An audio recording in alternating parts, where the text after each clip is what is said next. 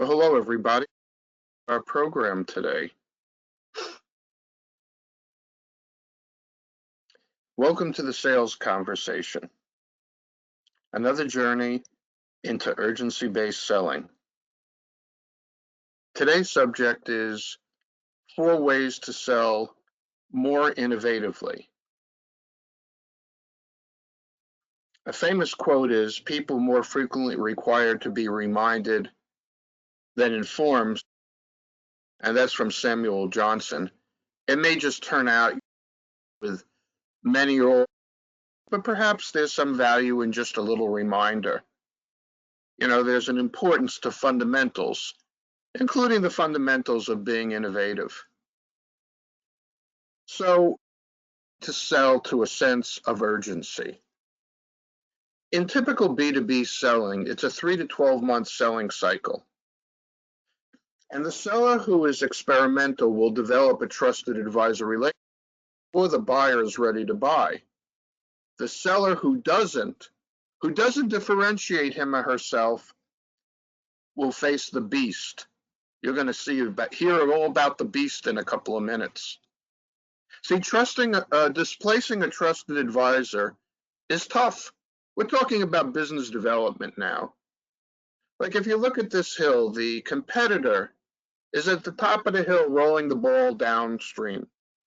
And you're at the bottom of the hill trying to kick it up, and you're being treated like a commodity. And that's why innovation, type 3 thinking, is so important. So there are 3 kinds of knowledge. Type 1 is what you know, type 2 is what you know you don't know, and type 3 is what you don't realize you don't know. Here's a thought question for you. In every interaction, what kind of type 3 knowledge are you bringing to delight your prospect or your customer? Now, one way to develop type 3 knowledge to be innovative is to overcome confirmation bias. Confirmation bias means this. You're surrounded by no's and you see a yes. It's like malignant optimism. What's an example? You may have had this experience. You may know a salesperson who had this experience. You come back from a sales call, you're floating, you're not walking. Salesperson says, best sales call ever had. What made it great? They love me. They love me. Months later, you see that salesperson and you say, gee, how did that great call wind up? Says, strange thing, I couldn't get him back on the phone. Confirmation bias. What was the fact you looked at? They smiled at you, hoping you leave the room more quickly. How do you fight confirmation bias and come up with innovative ideas? Tetlock and Gardner, in their book Super Forecasters, come up with a technique. Okay, they study super forecasters, people who have way above average ability to foresee the future. And one of the ideas they offer, there are 10 key ideas, is the pre-mortem. What's the pre-mortem? It's a question you ask yourself before you come to the end of a process. Why will we definitely lose this opportunity? What? That's negative, Andy, you say to yourself. No, it's brainstorming. And it's the opposite of confirmation bias, malignant optimism. You know what a postmortem is? That's when you analyze it after the fact, after you lose an opportunity, or the coroner does a postmortem on a murder victim. The pre-mortem is to avoid the postmortem, and it's a way to be innovative. Now, if you're in operations, you would ask the question, why will this project never work when you're sure it's going to work? Just as you think you're going to close the account, why will this never close? Another quick idea you might want to use for innovation is the construct of the prospect I will never close. I always like to have one on hand. Well, aren't you supposed to spend your time and effort with people you can close? In general, yes. At one point, when I had a different business, the customer I would never close was Sam's Wholesale Club. I designed several product lines just for them, One made it to the planogram room, but as I said, they never bought. However, I sold the lines to other customers. What does this mean? It means that when you have customers, big fans, very often they don't challenge you. They're going to come back and buy from you. You're going to have recurring revenue. And so there's no impetus to innovate. But if you go after somebody who you know you're never going to close, you'll keep on innovating. This is an innovative technique. Now, how do you remove obstacles to finding type 3 knowledge? Very often what we know is true can preclude the possibility of innovation. For example, with respect to running, I don't know if you've ever seen this picture. It's a famous picture in the history of running. What's going on here? This guy, Roger Bannister, is the first person recorded in the West to run. What did everybody know was true until the day before? It's impossible. Our hearts, our lungs, our sinews, what to run a 4-minute mile. One of the reasons we never did it is because we didn't believe it was possible. In the year after he ran the 4-minute mile, somebody beat his time by a skosh, fraction of a second. Why? They believed it was possible. So the generic issue here is self-limiting assumptions. We don't do or find an answer because we assume it doesn't exist. Here's an example of a self-limiting assumption. There's nothing we can do. Andy, you don't understand. We're a commodity. Are we really just a price check? If we're not innovative enough, yeah, we might just get into that category. Let me introduce you to Tom the buyer. He was one of the toughest buyers I've ever faced. Now, Tom bought, and this was many years ago, over 20 years ago, Tom bought $100 million of stuff a year, and they paid their bills on time. Now, I was playing for about $2.5 million of sales, and I was on commission, $150,000 from this one customer. Let's talk about how Tom bought. Let's say he's buying your product or service for the first time. He's researching the category, and he identifies 50 qualified vendors, including you. How many do you think he contacts?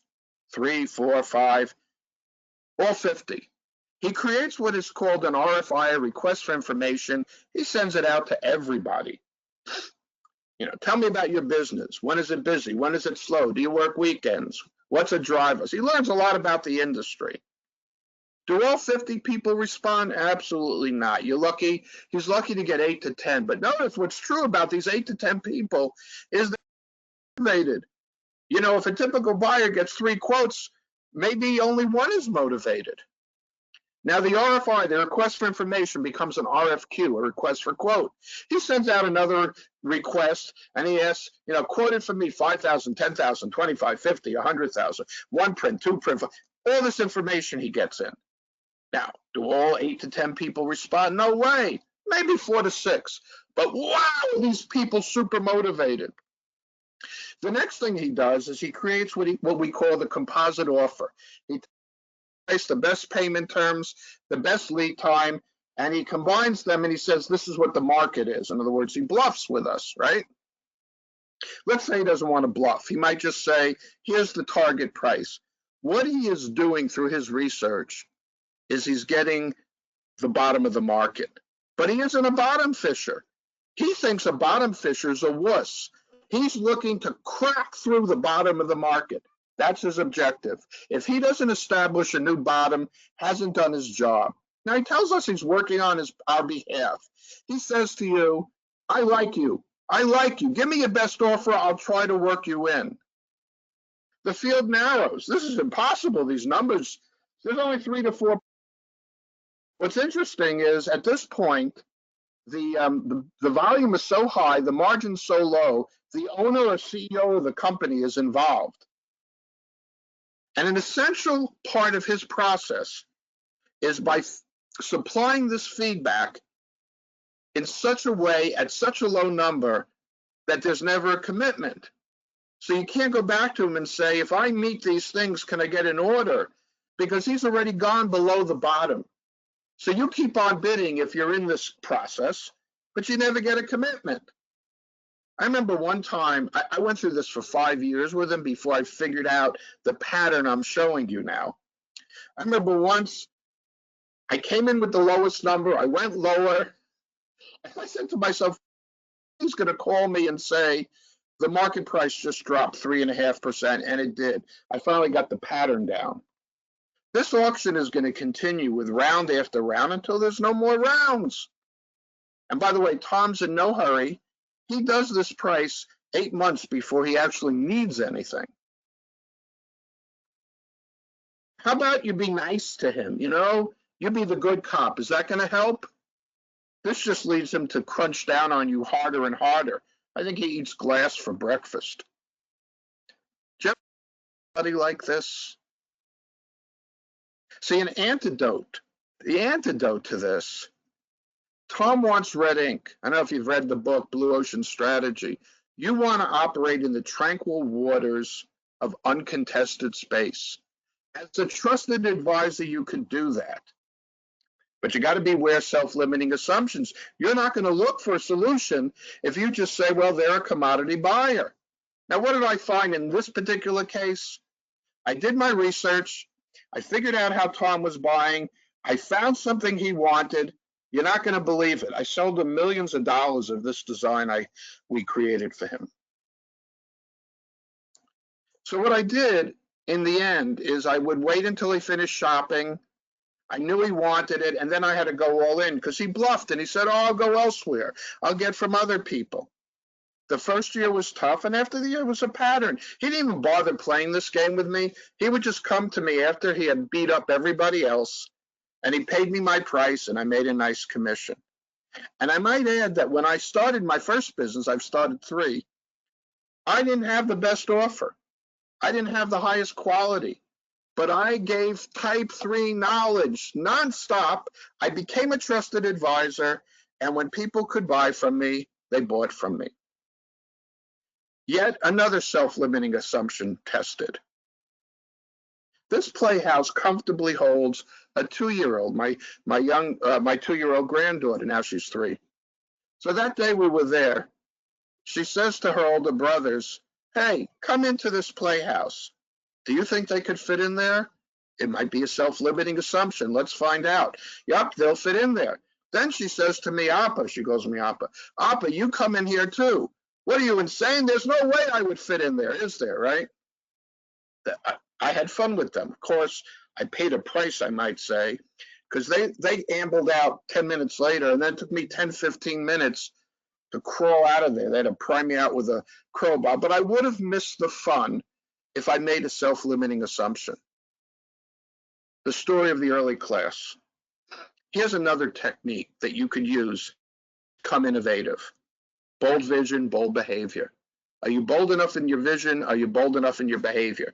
Here's the story. When I was registering for my last year of college, last semester rather, there was a course I wanted to take that was only offered at 7 a.m. and I slept till 10. What was the administration thinking? Crazy, right? Well, what would you do if you were faced by that fact pattern?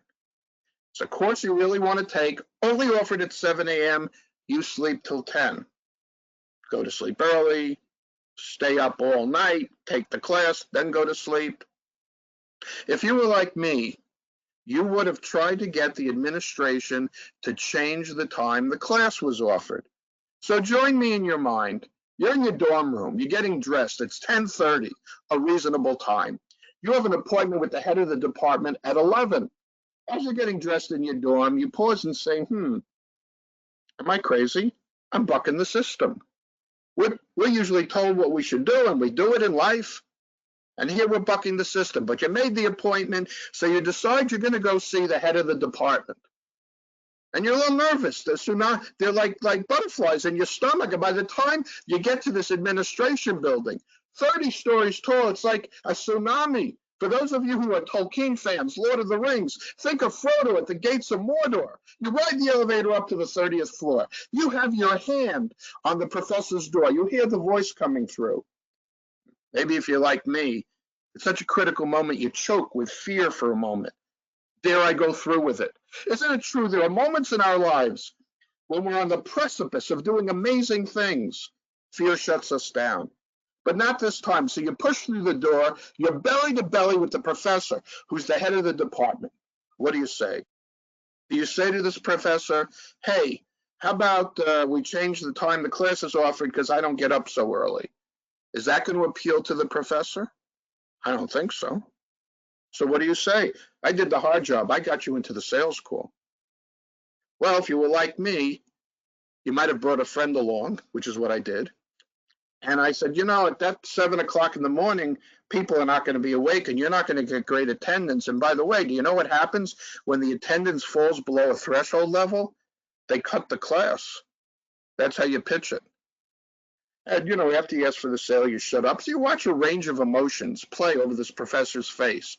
First, scandalize. You had the brass to come in here and challenge the system, followed by a subtle smile. Why? Because 40, 45 years ago, this professor was a student. He knows it's tough to get up in the morning. So some thoughtfulness. And then a big, great smile. And he says, it makes sense. Let's move the class till noon. True story, 6 payoffs. Number 1, they changed the time the class was offered so I could sleep late. Number 2, since I was 20, I've known this is gravity. I can't change gravity. But if there's a man-made rule or a woman-made rule, I have a chance of changing it. Third payoff. My wife has told me many times over the last 45 years that she regrets the day the university changed the time the class was offered.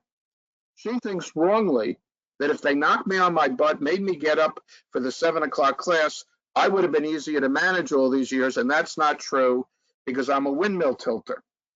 And then who did I go to? I went to the top dog. I went to the head of the department. Are you going to the top dog? And finally, bold vision, bold behavior. If you're not getting what you want, ask yourself this question. Are you being bold enough in your vision? Are you being bold enough in your behavior? And there are 3 values in here: do or die, urgency, and creative out-of-the-box thinking, which of course is our subject this time. Next month, it's do or die. So here's a question to ask yourself. No self-limiting assumptions. Can you change the time the class is offered? Mindset is critical to innovation.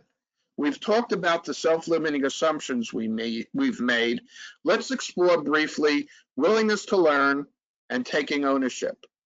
At a Thanksgiving family gathering a number of years ago, this was my favorite moment. This picture represents, at the time, my youngest grandson getting his first haircut. He's screaming. They're poking him in the eye, but he's only 15 months old. Let's cut him some slack. Let's see how he looks 6 months later. Second haircut. Nope, still doesn't like haircuts. This guy doesn't like haircuts. My daughter pictured there, very smart. She figured out a way to stop the screaming. Give him a haircut when he's napping. That's not a long-term solution. Good news is, 15 months after the first haircut, this guy could do haircuts and smile. This is a shot during COVID. Now, the relevance of this is we don't have 15 months to be innovative. We have to make an important decision right now. What kind of mindset are we going to bring to the party? Are we going to bring fixed mindset or learning mindset? Fixed mindset means I like me the way I am. I ain't changing. And if I try something and I stumble and fall, that's evidence I shouldn't have tried it. Learning mindset says it's my job to be a lifelong learner. And we fail when we try new things. And we're going to tie this into level 5 leadership in a moment. These ideas, and we don't have 15 months, we need learning mindset right now. These ideas are in a book, come from a book called Mindset, The New Psychology of Success. Let's take a look at ownership now, taking ownership. The idea of level 5 is dramatized by Jim Collins in Good to Great. Level 5 leaders are strong, powerful, dominant, and humble. Andy, aren't you either strong or humble? No, that's a tyranny of the or. We need to be both. We need the humility for the learning, and he gives us this metaphor, the window and the mirror. When things go well, look outside the window and give credit to the team. When things don't go well, hold a mirror up to your face and ask yourself, what could I have done differently? In a dysfunctional company, dysfunctional leadership, dysfunctional salesperson, they reverse the role. Things go well, hey, I'm pretty good, I like myself. Things not so go so well. Look outside the window. Who could I blame? The price was too high. We didn't have the dating terms, etc. Learned helplessness is the opposite of using the mirror properly. My personal standard is I try to test 5 new ideas a week. How many do you test? To try to create trusted advisor relationships. Here's a 3-way formula for innovation. Your rate of personal change will affect your new idea flow.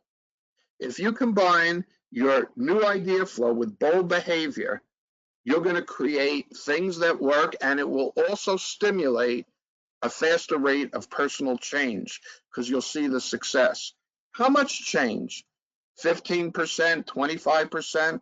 I go for somewhere between those two numbers.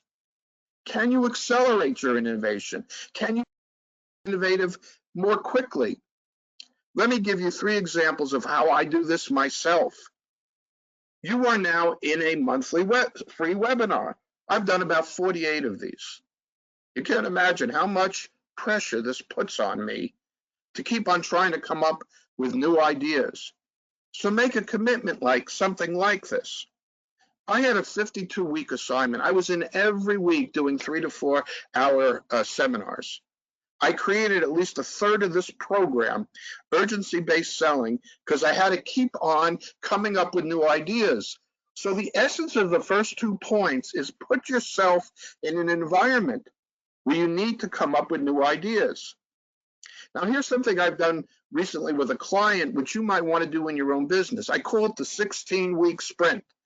Pick a couple of tough prospects to open and do something different for each of the next 16 weeks, perhaps creating ideas with the innovation techniques we've discussed today. I did this with a client. We had 5 salespeople, I think. Each of them had 2 targets, and we opened up high-level discussions with 75% of them. The 16-week sprint. And by the way, if you run out of steam, you hit a wall doing this yourself, don't forget the power of the wisdom of the room. Get your team together and ask this question: how do you create trusted advisors faster? I was invited last week to be at an annual sales meeting for a client, and we had a whole list of ideas by everybody contributing. There were 10 salespeople, everybody contributing 1 or 2. And by the way, if you've earned the right to being a trusted advisor, how much are they going to argue about us earning a profit, making a buck for what we do? The last major idea, the plating tank and the coffee.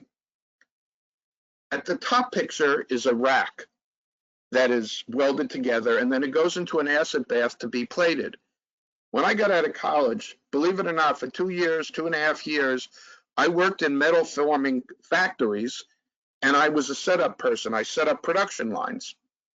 And I got to know the plant manager, who in the 1930s at that time, he was the plating room manager, and he told an amazing story.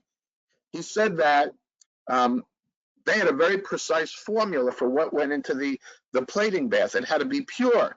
And there was this one guy who every Monday, he would go to the store on the way and pick up a pound of coffee. Well, one of these Mondays, he was careless, and he kicked the pound of coffee into the plating bath. This is very bad because there's impurities. Normally, under normal circumstance, you toss everything out and you start again. But this was the Depression, the 1930s. So they took a chance. They plated 1,000 pieces. And guess what? It worked better than it ever worked before. And from then on in, when they put together the recipe, the formula, they threw in a pound of coffee. Be curious. Notice what's going on and be particularly attentive to anomalies, unusual things. So let's now summarize some of them today. The innovative mindset, do or die. A learning mindset. Take ownership for it. It's your job. Bold vision, bold behavior. If you're not getting what you want, are you bold enough in your vision? Are you bold enough in your behavior? Change the time the class is offered. Look for self-limiting assumptions, things that are holding you back because you assume you can't do it. Establish a challenge customer that you will never sell. The pre-mortem. Ask yourself the question, why will I never close this customer, even when you're sure you will? Non-stop experimentation, and be curious. Notice the coffee in the plating tank. Notice anything that looks out of line, and see what you could learn. Well, we know that Rome wasn't built in a day, so we have a few minutes now for questions. Think about your takeaways, if any. Think about what questions you might ask. You can put them in the chat.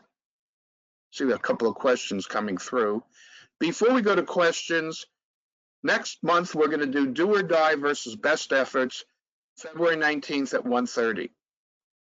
So are you doing or are you dying? That's what we're going to do next month. Okay, questions. Here's a question. Hey, Andy, I'm not really creative. I don't relate to a lot of this. What do you have to say to a non-creative person? Well, until I was 30 years old, that's how I saw myself. And then I got myself into a crisis situation, and oh boy, did I get creative. So maybe you need to set a very ambitious goal for yourself. So if it's plus 10, make it plus 20. Take it seriously. You know, you talked about, Andy, the wisdom of the room. Can a group really generate good ideas? I'm thinking you get groupthink. Well, I guess it depends on the group. I can't tell you it will always work. I can tell you I did it last week and it worked great. And I guess the answer is the environment you set up has to be one of open exploration. Hey, Andy, this pre-mortem idea sounds interesting, but doesn't it undermine motivation? It's so negative. Don't we always want to be positive? Why would we ask a question like, why will we definitely not get this customer? Well, in my mind, that's like a tyranny of the or. Are you always positive or can you be questioning? I think you want an and this is a key to exploration. So when you're in front of your customer, you're not thinking about why it will never work. As a matter of fact, one of the reasons why you're certain it's going to work is because you did the pre-mortem, because you feel bulletproof. How do you find out about situations like the coffee in the plating tank? I touched on this, and I'll make this the final point. Being curious and looking around what's around you,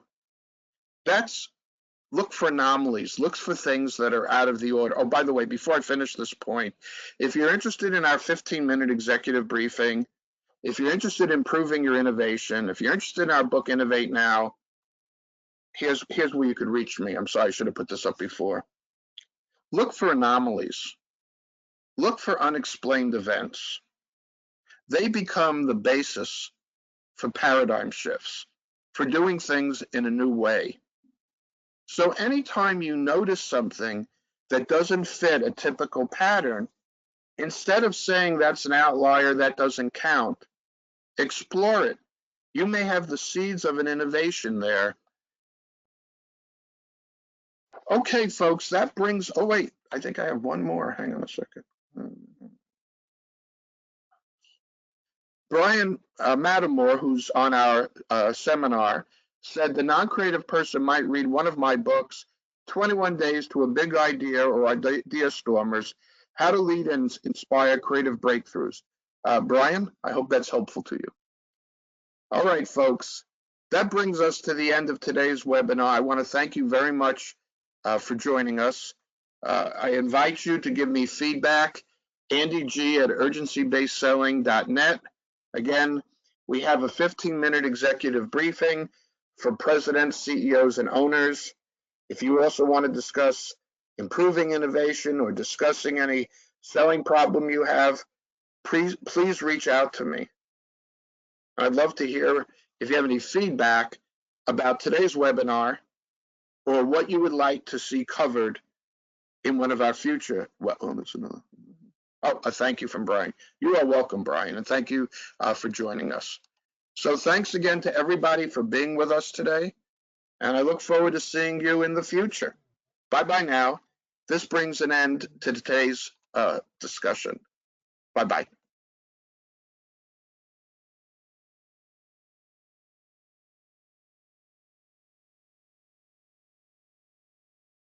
Hey, Lee. Hi, how's